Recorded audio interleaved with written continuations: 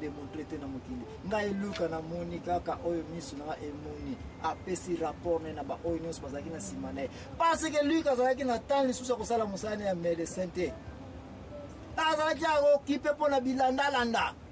ayoka Jésus ke na ngamba Galilée kuna alandi yake kutuwa bapote asalaki nini alobaki nini apromettre bio nini azaka kokoma na makambo Jésus Christ alobaki avant Luka zako koma yango na walobia ko sala tango kokufa Luka zaka kokoma mais Luc est l'autre moins la vérité agadaki dignité na en tant que médecin intellectuel oyo azalaki formé na école ba Hippocrate pardon les grands médecins ba Galien ba grand médecin ba Archimède ba Socrate yepe Luka agadaki degré intellectuel na sans corruption question ezali yo médecin lelo yo intellectuel lelo soki batino ke nakosala investigation na vie ya mutu okende ko auditer compagnie moko boye tango ko kende est-ce que ko yela biso rapport exactement ndenge ko monde yango to so ba peso madesu ba peso bien pour changer information pour corrompre données pour tia déjà bat en danger pour tia comptable bat en danger yo médecin à hôpital est-ce que tango baza ko yelo kaya autopsie oza ko sala autopsie exactement ndenge monde yango ko bien oza ko tia ba commentaire na ndenge na yo to po sa no autopsie te molobi yake akufika na malade te akufika na poison te tika oye ba été docteur Luc na mission na en tant que intellectuel on a le été maté oyo recherche si docteur Luc les amis qui touché niveau intellectuel avancé yo politicien tika oye ba été batu basalaki politique avant yo mais ba gardaki crédibilité vérité fidélité à information na dernier ezali Luka baba juste ba yaki na pembe na changer information abanga kiba mikonzo bazali ko pesa ba rapport tene tia na empire Rome fa rapporter kuna azali ko lobaka makambo oyo amonaki ayo kina leziba Bethesda tata moko ya koka za wana atelemi Luka zalaki présent kena ikotala akena ipeko questionner comment possible que yo mutu ozana ba makolezate otelemi balobi yo Luka sala investigation Luka lobi oza orthodontologie mais orthodontologie babeki ezate mais orthodontologie makambo ezate Luka a promis ngai Luka na moni boye na boye et je ne peux rien faire est-ce que Luka tango koleso ina babele oyo asalela kiye andima kiye alanda kiye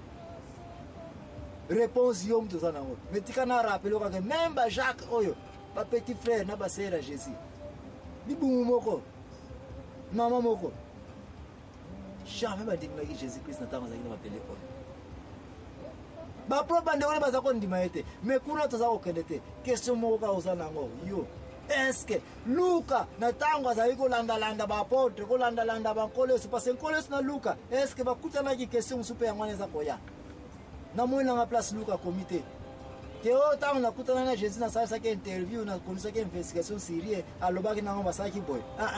est-ce que Jésus ayebaki ba manœuvre Luka te azali nzambe ayebaki na nyonso mais Luka tsa ngona mutu ta onkoleso akina mabele oyo eke ko simba ye na nzota bo mutu ye na Luka opération za la kité Luka asambela kité Luka zaki disciple ya Jésus te sino ke na kopesa bino ba komba ba disciple po na kopesa no komba disciple ona ba ronda bona ba niveau intellectuel bazaki nango po ye ba ete okoki ko analyser ka ya docteur Luka te o tozali ko benga selikité bongo soko toucher niveau intellectuel bien avancé te ndeko nanga okene mosika te Luka première partie de yango tuza ko développer ngai ile impressaro na bino Joachim Zambwana mutu nazali ko diriger émission oyo tika ete tokene mosika te tokanga makaka na pembeni oyo Nzambe ayebi tozali ko kende wapi yo pe tika ete oyeba nini yango tozali ko sala po ete toko akokoba na émission oyo ya la vérité si Dr Luc Saint-Luc Nante Dr Luc Nan toko yana Saint-Luc na partie de bomusaka ba question na yo merci mingi Nzambe azala na yo pema muke zonga lisusu akokende musika te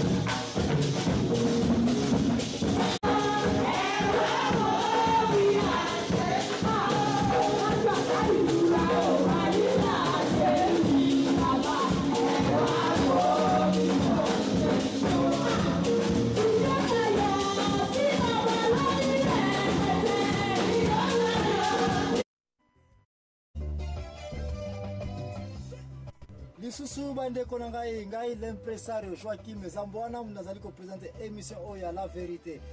ya pokwa lelo pona ba oyo ba yere tatu zali ko lobela si Dr. Lick ba réponse na yo tozali ko zela oyo nyonso yo ozana na mesa na yo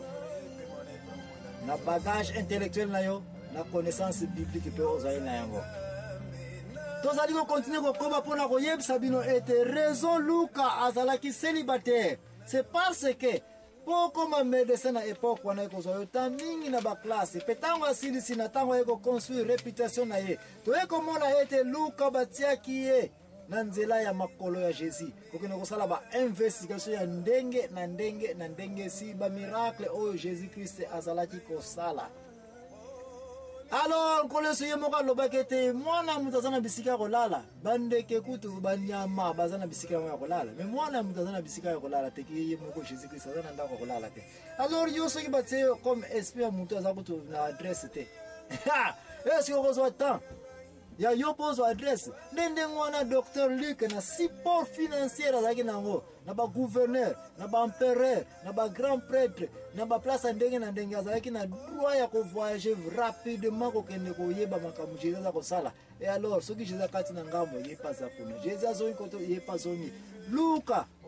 ezalaki musala ya pasi azalaki na mopati ya makolo na ya kolanda ba apôtre parce que ba apôtre bazaki 12 et musupe Jésus baza ensemble te apanzi bango siko alanda apôtre oh kuna so sali miracle azonga na apôtre Jésus bakuta na place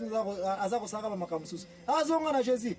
Luka azalaki mutu moko na vie na ye nyonso sévèrement occupé na bilanda landa ya ba makambo batu ya kotia musapi na ye na makambo bato ya kotia zolo na ye na makambo bato Jésus. Tu ne peux pas le croire mais ceux qui m'appellent au combo ya mission spécialiste pour ça la espionnage pour ça la banquette pour ça l'investigation na likambo eko coûter yo pe na yo na famille membo kaboni parce que ba mona ka yo lisusu te. Luka na vina ye nyonso azalaki occupé pona kolanda Jésus. Jésus tangaza ko bota ma Luka zaja mukolo tolobela tango dans de 40 ans déjà Luka zalaki parce que zaja médecin kaka silisi classe de l'autre mais a considéré la réputation na ye Luka zalaki ja mukolo tango kolo zalaki bébé yango na ye moko za ko déclarer yango tanga mikanda nyonso Luka koma ete mwana wa bota mina présence na biso. Oui, Luka azalaki ja mukolo devant Jésus devant ba porte nyonso. Sikana yebisa bino ete Luka age na ye na koya ko peso yango tango azali ko landa Jésus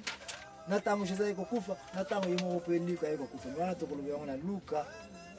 version 2 to révision ya mibale. Mais pour le moment linga ko yebisa bino ete science sans conscience batu bayebi elinga koloba nini Luka na ba science nyonso ayebaki ko appliquer yango na ba investigation ya zako sala devant Jésus. Mais ba rapport na nyonso ki sans corruption à côté la ki Jésus te à côté la ki ba disciple te mais aboya ki pe ko côté la ba juif aboya ki pe ko côté la mokili parce que niveau intellectuel azaki nango esenga ki ete ba autopsie nyonso ko sala avec vérité. Science art et journalisme azalaki nango ayeba kete ko changer makambo te garder information ndenge ezaleli question ezali yo na science oyekoli na réputation za nango to lingo construire na domaine oyo ozali est-ce que oza ko tricher ba données est-ce que oza ko changer information pour baksa soupe pour baksa mungu pilipili na na website biso nzo ngarolia pilipili.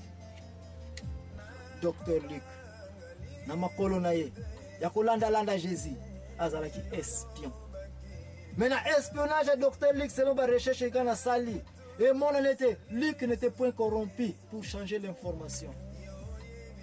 La pesibinoka ya gynécologie tango ko kutanaki na mwasa azaki na makila Jésus asali miracle Luc azalaki a questionnaki akomai kaka même gynécologie ekoki kosala biloko te obstétrique est un échec Jésus Christ asali ba makambo. Oui, la biologie, la science, la bactériologie. Vous voyez comment on a été Lazare à Koufi. Jésus-Christ a été après 3 jours, il a dit la moussaïe. Si nous on est poli à solo, attaque biologie na échec, bactériologie, pathologie, atiaki na échec Jésus-Christ. Luka était là. Luka ebaki ba selile ya mutu soki akufi